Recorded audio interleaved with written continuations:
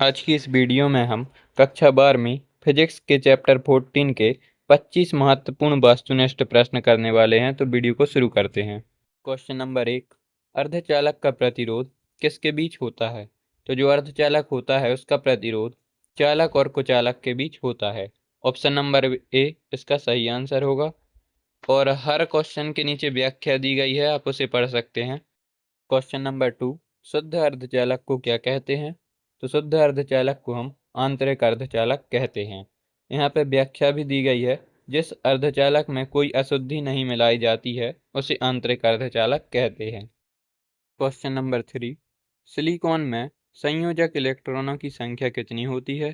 तो सिलिकॉन में संयोजक इलेक्ट्रॉनों की संख्या 4 होती है। ऑप्शन नंबर सी इसका सही आंसर होगा।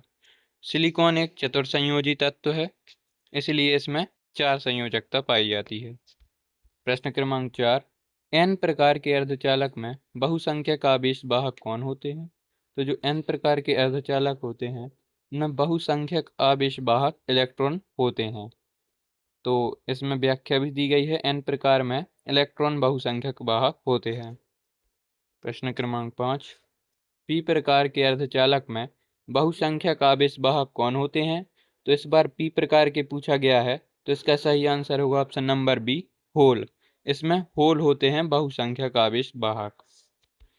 प्रश्न क्रमांक 6, एन प्रकार के अर्धचालक बनाने के लिए किस प्रकार की अशुद्धियां मिलाई जाती हैं? तो एन प्रकार के अर्धचालक बनाने के लिए पंच संयोजी अशुद्धियां मिलाई जाती हैं। प्रश्न क्रमांक 7, पी प्रकार के अर्धचालक बनाने के लिए किस प्रकार की अशुद्धियां मिलाई जाती हैं? तो इसका सही आंसर होगा ऑप्शन नंबर बी, त्रिसंयोजी अशुद्धि मिलाई जाती हैं। क्वेश्चन नंबर 8, पीएन संधि किससे बनती है? तो जो पीएन संधि है वो पी तथा एन प्रकार के अर्धचालकों से बनती है। प्रश्न क्रमांक 9, फॉरवर्ड बॉयस में अवरोध परत क्या होता है? तो जो फॉरवर्ड बॉयस होता है उसमें अवरोध परत घटती हुई होती है। ऑप्शन नंबर बी इसका सही आंसर होगा।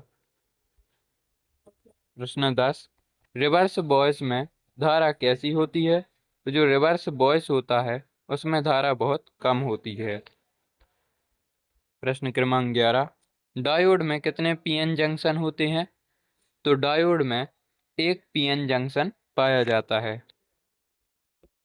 प्रश्न क्रमांक 12, डायोड का मुख्य कार्य क्या है? तो डायोड का मुख्य कार्य धारा को एक दिशा में प्रवाहित करना होता है। ऑप्शन नंबर ए इसका सही आंसर होगा। प्रश्न क्रमांक 13, रेक्टिफायर का उपयोग किस लिए किया जाता है? तो जो रेक्टिफायर होता है उसका उपयोग एसी को डीसी में बदलने के लिए किया जाता है। क्वेश्चन 14, एलईडी का पूरा नाम क्या है? तो एलईडी का पूरा नाम लाइट एमिटिंग डायोड होता है। ऑप्शन नंबर ए सही आंसर होगा। प्रश्न क्रमांक 15, एलईडी सामान्यतः किस वॉइस में कार्य करता है? तो जो एलईडी होता है वो फॉरवर्ड वॉइस में कार्य करता है।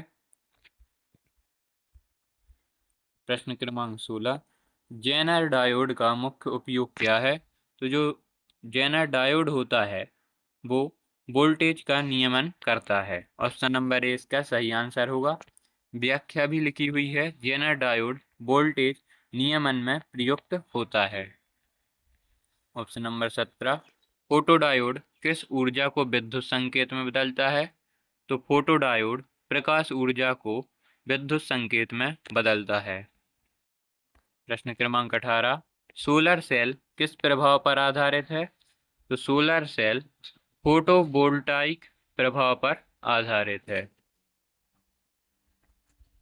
क्वेश्चन 19, नॉट गेट का आउटपुट कैसा होता है? तो नॉट गेट का आउटपुट इनपुट के विपरीत होता है। प्रश्न क्रमांक 20, एंड गेट का आउटपुट एक कब होता है? तो एंड गेट का आउटपुट जब दोनों तरफ इनपुट एक होने पर आउटपुट एक होता है। और गेट का आउटपुट एक कब होता है? तो किसी एक या दोनों इनपुट का एक होने पर आउटपुट एक होता है। प्रश्न क्रमांक 22, सिलिकॉन का परमाणु क्रमांक क्या है? तो सिलिकॉन का परमाणु क्रमांक 14 होता है। प्रश्न क्रमांक 24, जर्मेनियम का परमाणु क्रमांक क्या है? तो जर्मेनियम का परमाणु क्रमांक 32 होता है। ऑप्शन नंबर सी इसका सही आंसर होगा। क्वेश्चन 24, ताप बढ़ाने पर अर्धचालक का प्रतिरोध कैसा होता है? तो ताप बढ़ाने पर अर्धचालक का प्रतिरोध घटता है। ऑप्शन नंबर बी इसका सही आंसर होगा।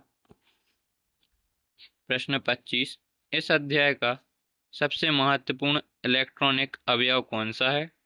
तो जो इस अध्याय में सबसे महत्वपूर्ण इलेक्ट्रॉनिक अवयव है वो है PN junction diode. Option number A. तो आप इसे अच्छे से तैयार करके जाना पेपर में। और हमारे 25 महत्वपूर्ण क्वेश्चन यहीं समाप्त होते हैं। वीडियो पसंद आई तो वीडियो को लाइक करना और चैनल को सब्सक्राइब करके बेल आइकन दबाना मत भूलना।